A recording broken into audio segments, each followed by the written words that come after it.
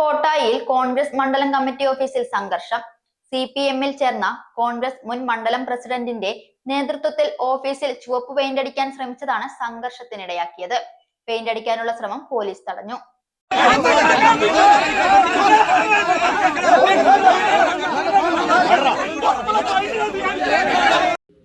ഇന്ന് രാവിലെയാണ് മണ്ഡലം പ്രസിഡന്റ് കെ മോഹൻകുമാർ അടക്കം നിരവധി പേർ CPM-ൽ ചേർന്നത്. തന്റെ പേരിലാണ് കെട്ടിടമുള്ളതെന്നും താൻ ഏതു പാർട്ടിയിൽ ചേരുന്നുവോ അതായിരിക്കും ഇനി മുതൽ കെട്ടിടമെന്നുമാണ് മോഹൻകുമാറിന്റെ വാദം. എന്റെ പ്രസ്ഥാനത്തിന്റെ പേര് CPM-ന്റെ പേര് മിനിഞ്ഞാന്ന് എഴുതിയ എഗ്രിമെന്റ് ഓഫീസാണ്. അത് പാർട്ടിയിലെ രാജിക്കത്ത് കൊടുത്ത ശേഷം മിനിഞ്ഞാന്ന് രാജിക്കത്ത് കൊടുത്തു. മിനിഞ്ഞാന്നാണ് ഇത് എഴുതി വാങ്ങിയത്. നിലവിലേക്ക് കടത്തിവിട്ടില്ലെങ്കിൽ ഞങ്ങൾ ഇവിടെ ഉറപ്പായിട്ട് ഇതിനകത്ത് കയറും. ചുവന്ന കൊടി കെട്ടും. അതിന്റെ കാര്യങ്ങൾ ഞങ്ങൾ ചെയ്യും, ഉറപ്പാണ്.